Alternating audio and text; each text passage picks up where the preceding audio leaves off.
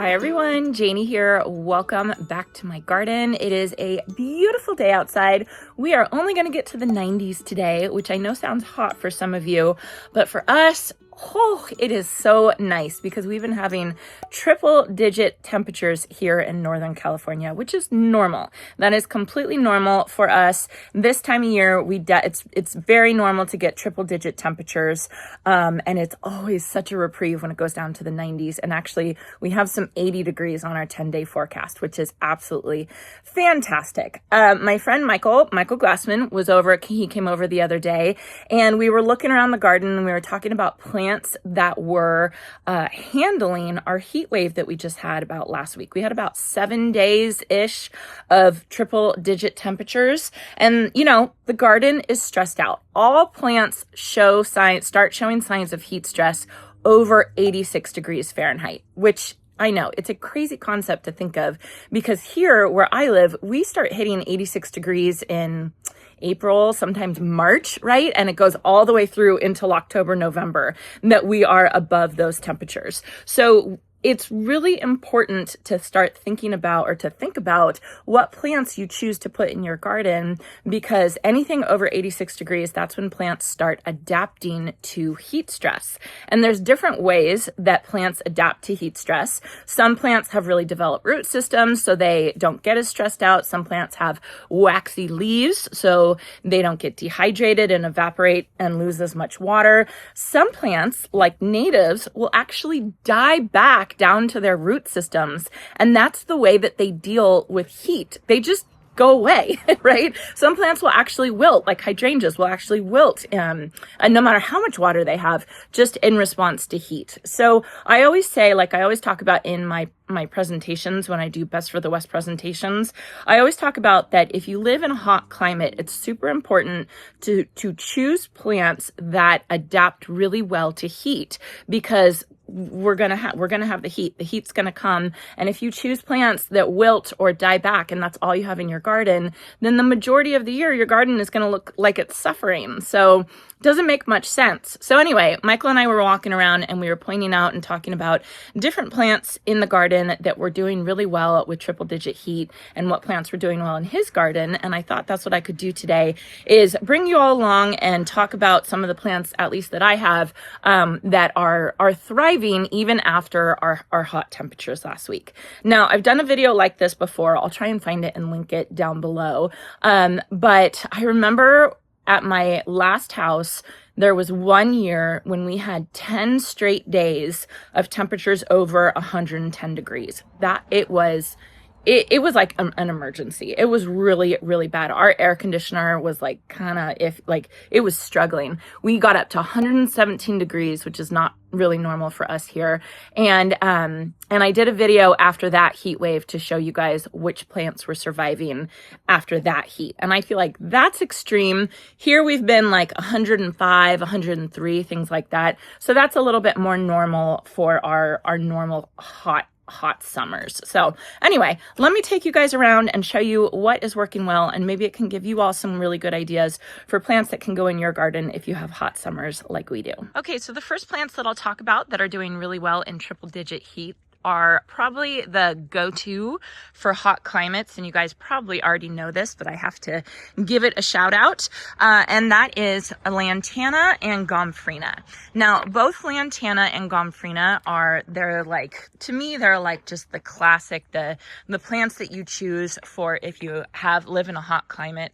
And the reason why, there's actually a reason why these plants do so much better in heat, and that's because, not to get too scientific, but they follow a different pathway for photosynthesis. They follow what's called the C4 pathway, whereas other plants follow the C3 pathway. And the C4 pathway doesn't start until it starts getting hot. And that's why your gomphrena or your lantana actually won't take off until it starts getting warm. But because it follows that different photosynthesis pathway, that means that it's still going to be blooming and it's still going to look really gorgeous even when it's triple digits. So these plants actually are almost happier with it a little bit hotter because they're going to continue to photosynthesize and feed themselves, as opposed to other plants that are going to shut down their photosynthesis pathways. There's also other adaptations that these plants have taken. Sorry, I'm trying to walk on rocks and having a hard time. Gomphrena has really thin, narrow leaves, which decreases the amount of evaporation from their leaves, so they don't lose water as quickly. And that's kind of the same thing for Lantana as well. They have really rough leaves. And then I think the coolest thing is all plant leaves have stoma pores, and that's where the water evaporates from, and all of Lantana's pores are on the underside of their leaves, and so that's automatically shaded from the hot triple digit sun. So these two plants I think are super, super cool in the way that they can handle our heat, and they are always the ones that are blooming like crazy, even in times like this where we've had a week of 105 degrees temperatures. They're still looking so good and blooming really beautifully. Here you can see my giant mass of Royal Cosmos Lantana, just another example of how beautiful Lantana still looks even with the hot temperatures that we've been having. I have some more over here. So it's just a really great plant. The only problem is that Lantana doesn't really take off until May or June, right? It takes a little while for it to start really growing and filling in.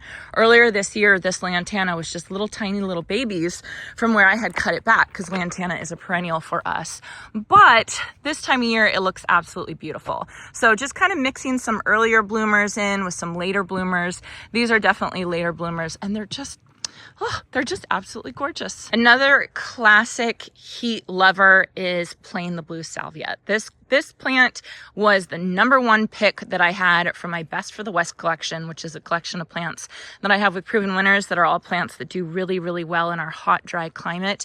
And Playin the blue salvia was absolutely one that was #1 on the list because it does so well.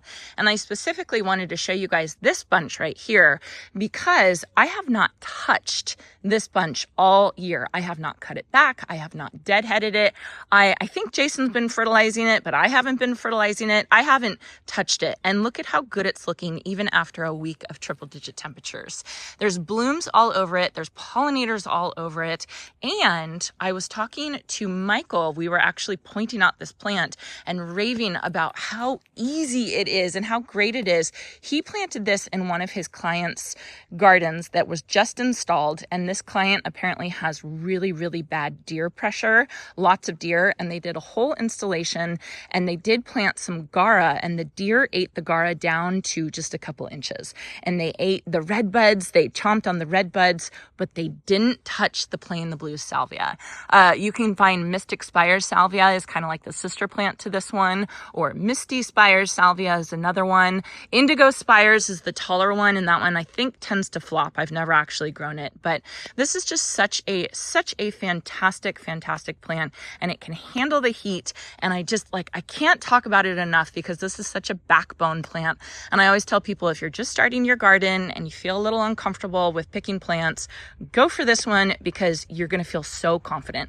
This one and bubblegum. Another plant that Michael and I were raving about was the Rose of Sharon.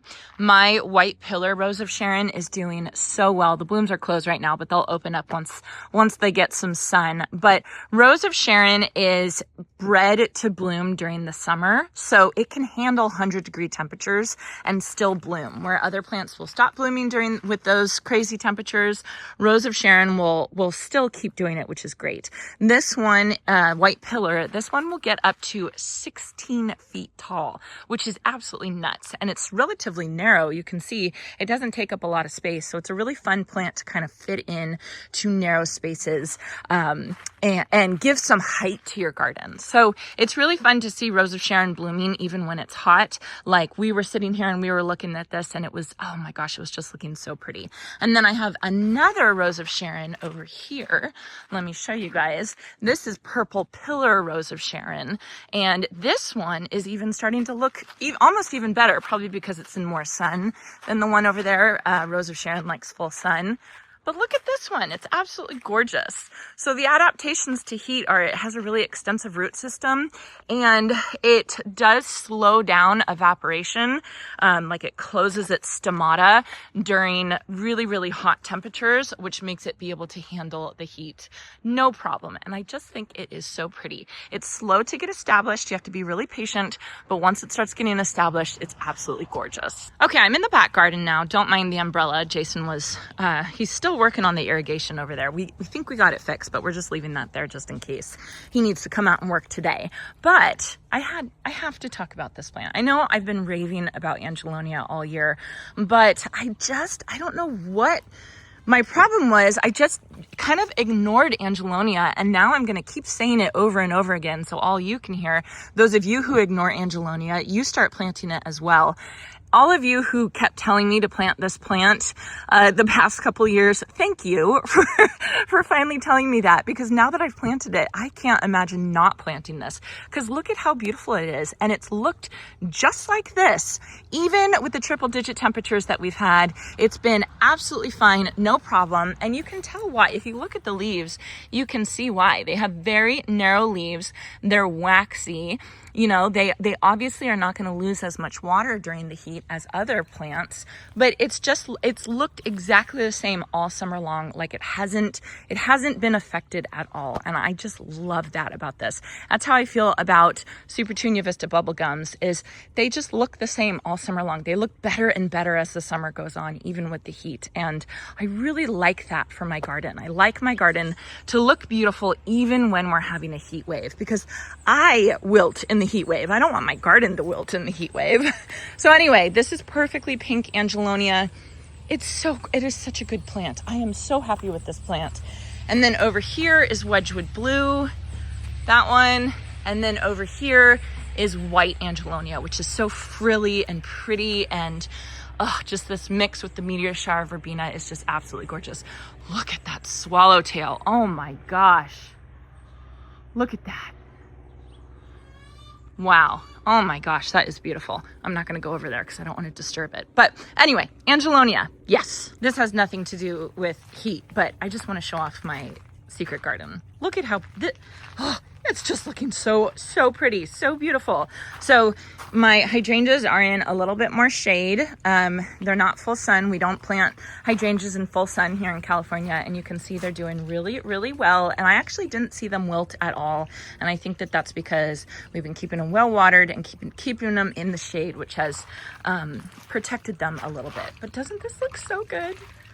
Oh, I'm loving my secret garden right now. And a quick update on my bird bath. I put these copper things in to try and keep the algae down, and it's been a couple days, and there is not a speck of algae in here. So I'll still keep you guys updated, but so far so good with these copper things. Okay, so here's another example of the Playin the Blue salvia looking absolutely gorgeous, even after 7 days of triple digit temperature. It has, it's like nothing.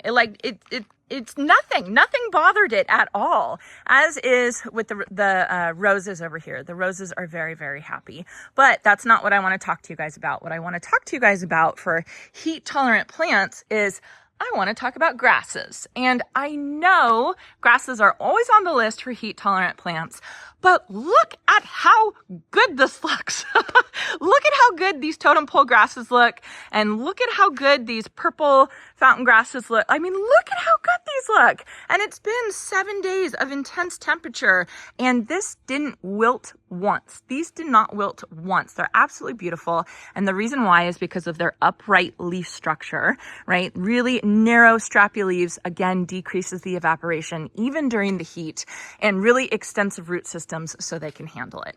So these are totem pole grasses. This is the second year they've been in here. The first year, they didn't get as big as I wanted them to, because they're supposed to get about 6 feet tall. Now, second year, they're finally hitting 6 feet tall, and they're massive. They're so massive. Totem pole grasses are supposed to be a little bit more narrow and upright than purple fountain grass, and they truly are, right? Because any other grass, if I had purple fountain grass, this would be a solid wall of grass. So they're definitely upright, but they're not as upright as I thought as I thought they would be. I don't know. I shouldn't say that because they're getting so much fertilizer because we've been fertilizing the zigzag planter. So I shouldn't judge them harshly because they are handling themselves. Plus, this is a cinderblock zigzag planter that's painted black, that's on asphalt, so they get so much heat and their root system gets so much heat. We're just basically torturing these poor plants in the zigzag planter. But you can see they are obviously happy, they can handle it, they've looked absolutely gorgeous, and they're even starting to get their seed heads, which is just blowing in the wind and just looking absolutely beautiful. So grasses are another one, like Lantana, like gomphrena. They take a while to get established, you know, in the whole season, right? They're really not much to look at earlier on in the season, but it's so worth it to plant it for this time of year when the rest of the garden is looking a little tired. That's when the grasses really start showing off and looking absolutely gorgeous. I mean, if you look way down there, you can see my Niagara Falls panicum, which is one of my absolute favorites because look at how fluffy this is. Let me walk over there. Look at how fluffy these look. I love it when they get their seed heads on it. And then I don't cut them back during the fall. I leave all my grasses up as long as I can. I'll cut them back in January or February. So then that way I have this beautiful winter interest. They turn all this bronzy brownish color and it's just so, so beautiful. So grasses, don't sleep on grasses. Grasses are really beautiful. If you want to look at a really, really inspirational Instagram, go to Kevy's channel, Garden of Shrubs. She lives in Texas. I did a garden tour at her garden. She does such a good job using grasses in her garden. And of course, they get really hot there in the Dallas area of Texas. So grasses are definitely the ones that can handle triple-digit temperatures and not even flinch. Okay, so back in my air-conditioned office, hopefully that was really helpful to show you guys which plants were still looking good after triple-digit temperatures. There are so many more that I could just keep going. The vinca, I quickly showed you guys the vinca. The vinca was looking absolutely beautiful. To me, vinca looks better with hotter weather. I don't know what it is, but that plant just thrives in the heat. Scaevola, I didn't show you guys. Scaevola is a really great one. I think boxwood can handle our heat really well. It's shocking how well boxwood can handle our heat.